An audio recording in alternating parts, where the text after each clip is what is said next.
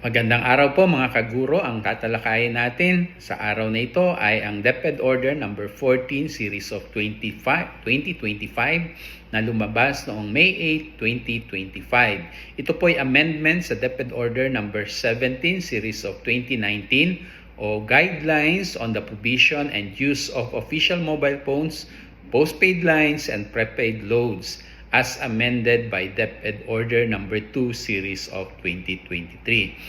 Sinasabi po ng DepEd Order, effective communication is a cornerstone for delivering quality education and ensuring the smooth execution of the Department of Education's mandates, function, and responsibilities. With the growing reliance on digital and telecommunication tools in its operation, the department acknowledges the continuous need to provide postpaid lines and prepaid loads to its personnel, enabling them to perform their duties efficiently.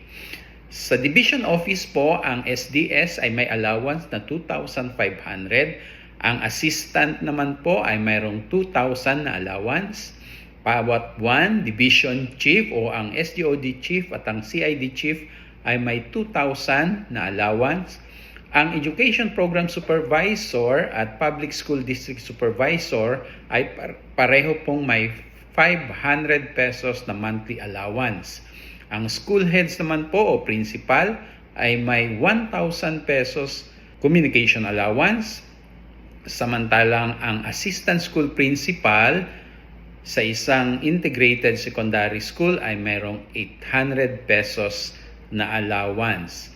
Ang other staff of the SDO authorized by the school's division superintendent o mga opisina within the school division's office ay may allowance sa 1,500 pero kailangan po ng authorization ng ating SDS.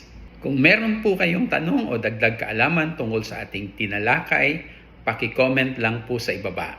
Yan lamang po. Marami pong salamat.